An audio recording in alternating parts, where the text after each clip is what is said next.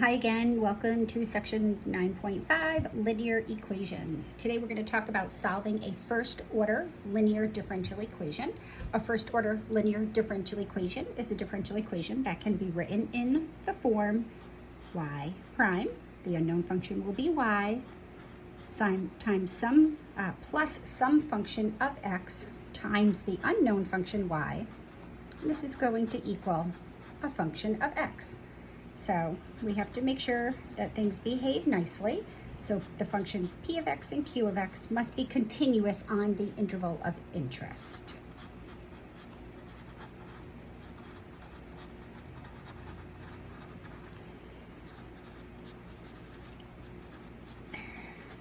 Interval of interest.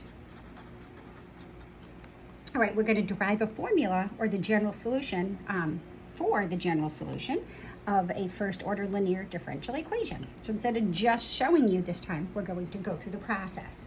So if we're given a linear differential equation, so this is linear because none of the unknown function or its derivatives are not raised to any power, they're not under any radicals. It's first order because the highest derivative is the first derivative. We're going to look for what we call an integrating factor. And the integration factor is going to be a function such that the derivative is going to be I itself times p of x. So p of x is going to come from here, so we're going to look for a function of this form. Once we have a function of this form, we're going to multiply both sides of the linear differential equation by ix. So we start with y prime plus pxy equals qx. So we're going to get ix y prime plus ix px times y, and it's going to equal ix qx. Okay, so bear with me. This is kind of cool where this comes from. All right, well, I of x times p of x is just I prime. That's how we defined it. We're going to find this function that satisfies this property, so then we can replace I times p with the derivative of I. Whoops. So we're going to have just I of x y prime plus I prime of x y, and that equals I of x q of x. All right, well, why did we do that? Well, notice that we can condense this. This is just the function I of x times the function y, the derivative. It's just the product rule. It's the first times the derivative of the second plus the derivative of the first times the second. So we can condense that. And this is going to equal I of x q of x. All right, so we're going to continue right along.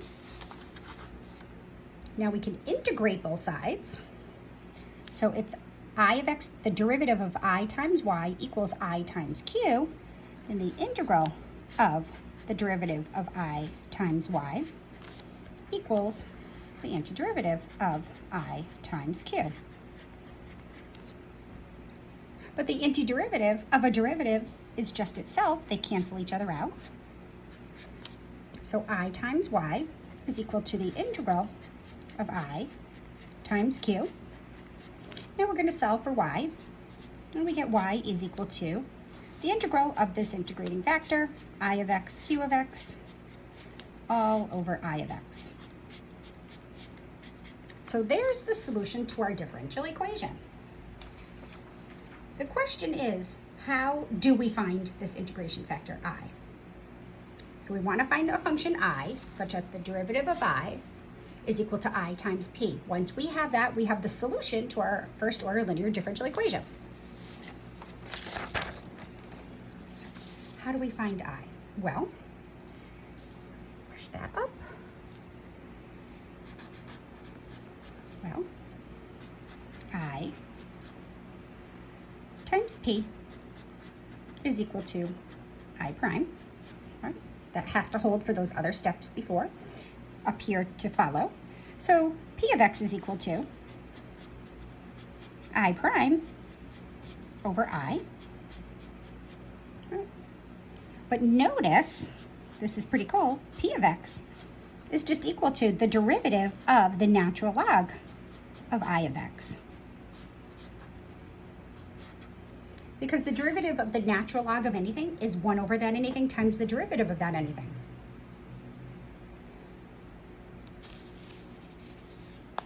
So we're trying to find this magic function, I of x, that will give us a solution to this linear first order differential equation. Well, now let's integrate both sides.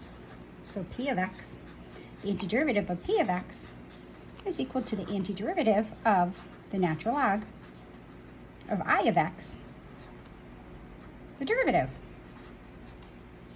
Well, the integral of p of x is equal to, well, the antiderivative of the derivative is just the natural log of I of x. It's just the integrand.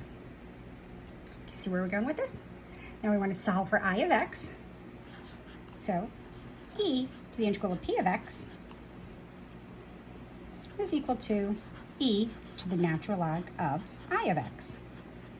So anytime we want to solve for something inside of a log, we use exponential functions. Well, e to the natural log of I of x is just I of x.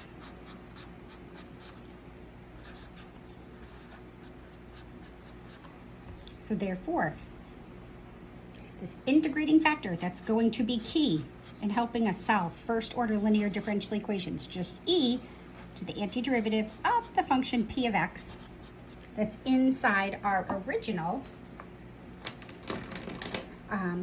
differential equation. All right, so let's go through the steps and then we'll do an example. So solving a first order linear differential equation, be sure it's in the correct form. You have to have y prime by itself, a function of x times y itself, and then it equals just a function of x on the right-hand side. Find your integrating factor, I of x.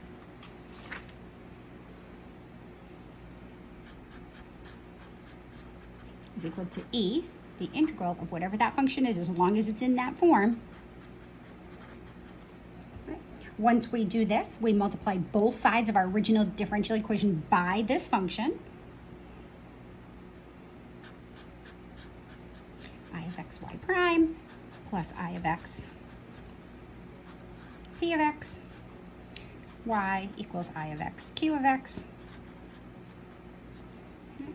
And then we rewrite this in the form I of x. So this is just going to be I prime times y.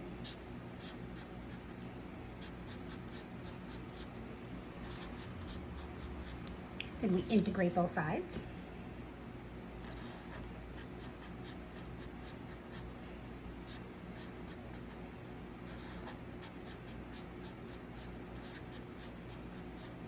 And then we solve for y. Y is just going to be the integral of I times q all over plain old I. All right, so let's see how this works in an example.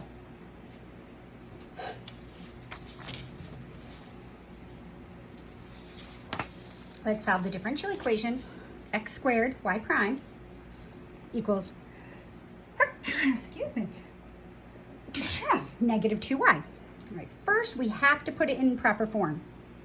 So don't forget, it only works if you put it in the form y prime plus p of x y equals q of x form. All right, so I'm going to add 2y to both sides. I get x squared y prime plus 2y equals 0. Now we got to take this x squared out of here. We'll divide everything by x squared. So we get y prime plus 2 over x squared y still equals 0. So now it's in the correct form. This is my function p of x. P of x is 2 over x squared. And q of x is really nice. It's just the function 0. My integrating factor is going to be e to the integral 2 over x squared dx, right? Which is, well, the antiderivative of 2 over x squared is negative 2 over x, right? So make sure you can integrate 2 over x squared. So now we're going to multiply everything on this side, on both sides, by e to the negative 2x. So we're going to get e to the negative 2 over x y prime plus e to the negative 2 over x times 2 over x squared y. And we still get 0 over there, which is convenient. Now, if we did that correctly, this should just condense to your integrating factor times y prime, because it's the first times the derivative of the second plus the derivative of the first times the second. Now we're going to integrate both sides. So the antiderivative of e to the negative 2xy derivative is equal to the antiderivative of 0.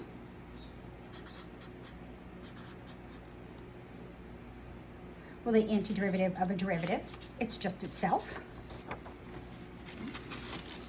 So we get e to the negative 2xy is equal to, well, the antiderivative of a constant, of 0 is a constant because the derivative of a constant is 0. So now we solve for y. Y is equal to c, 2 over x, e to the 2 over x.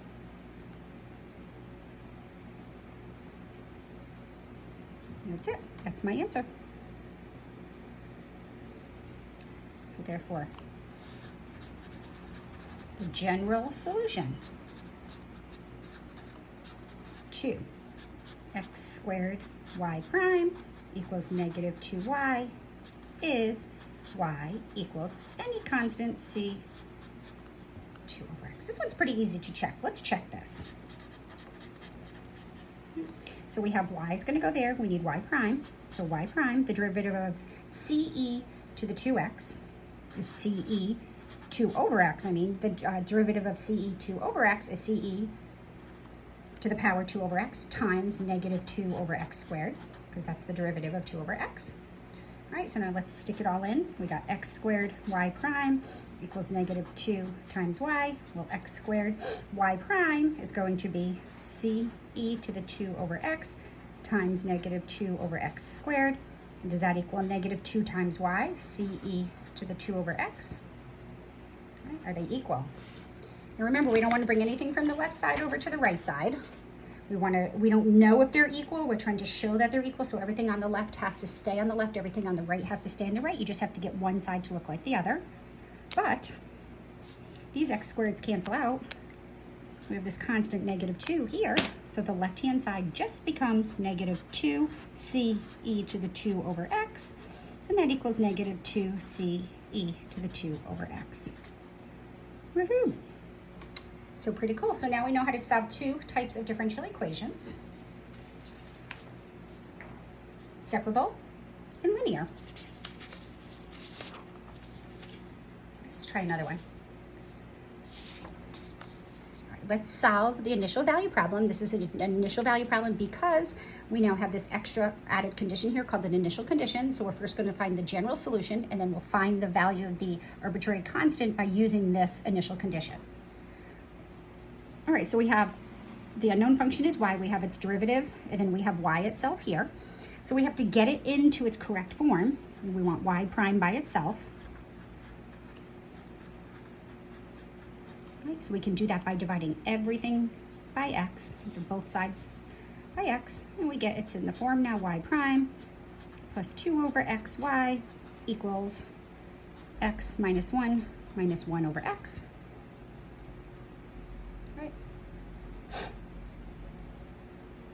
So now my integrating factor is going to be e to the integral of 2 over x dx, which is equal to e to natural log of x.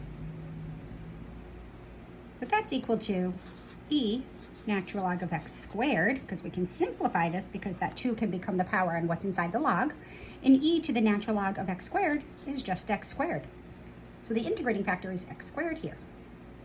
So we're going to multiply everything in our differential equation that's in the standard form by x squared.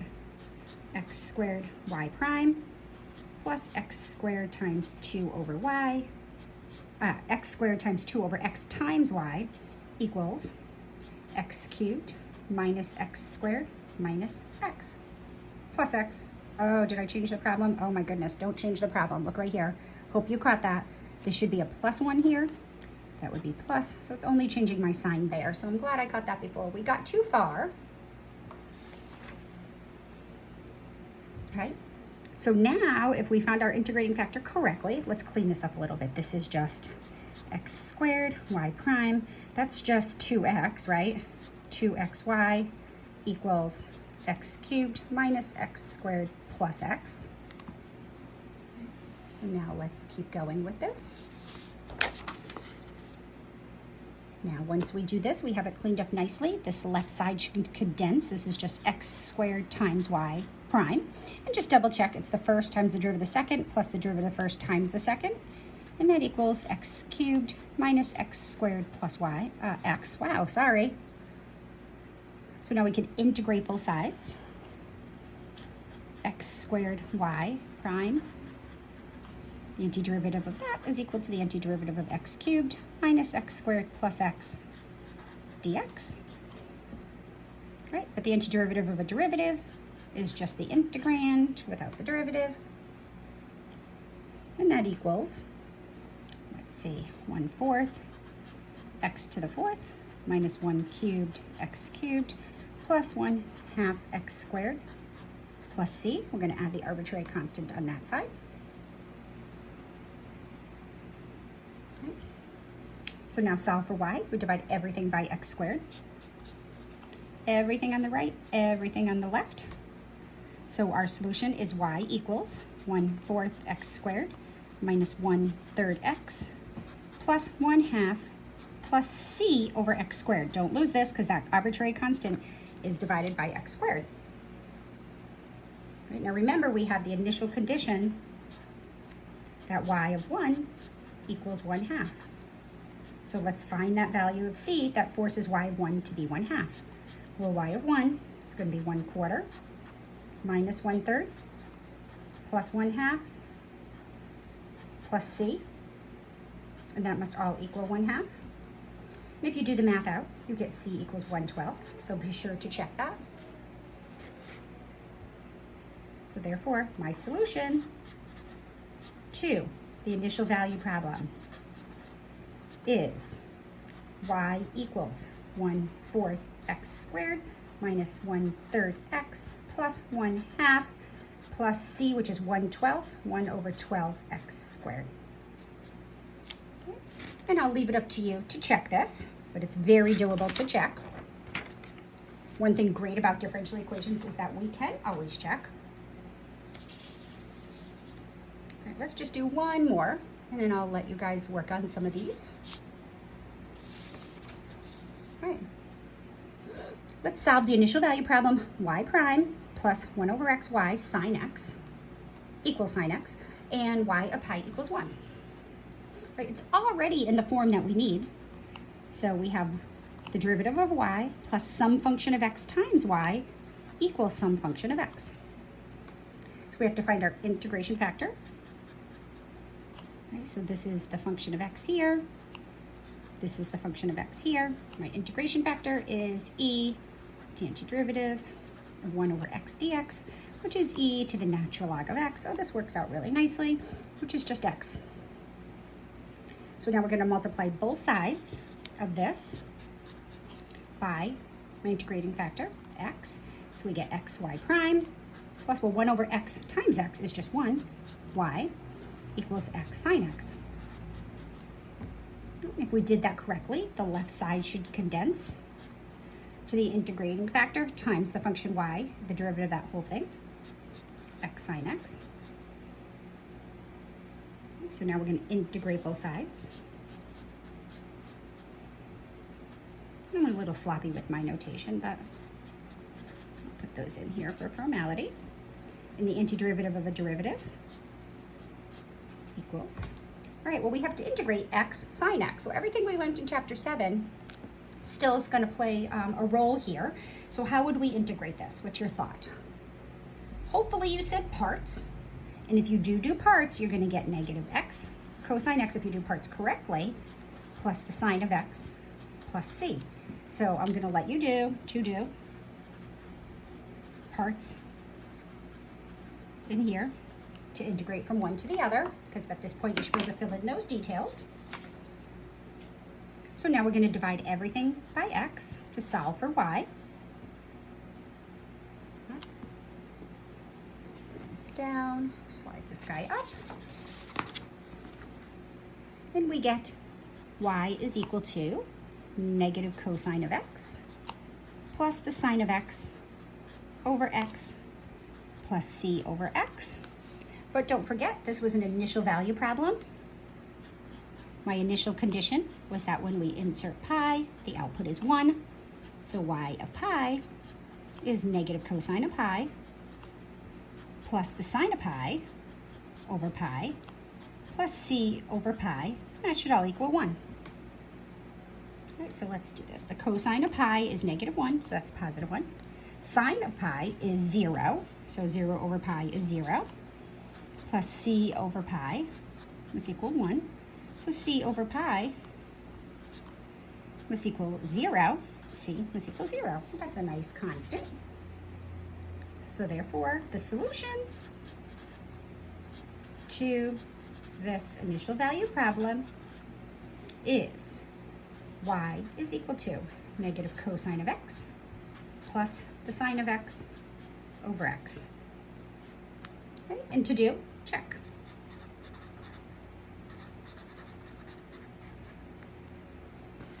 Okay. All right, I'm going to leave the last problem for you to do as a challenge problem. All right, I'll give you the answer actually. Let's see, I did this already. This is what I got for an answer. Let me know if you get anything different, but I'm pretty confident that the solution is y equals sine squared of x cosine of x minus the sine of x plus 7 times the cosine of x. All right, you may see this again sometime down the line, so might not be a bad idea to check it out. All right, guys, have a good day. Talk to you later.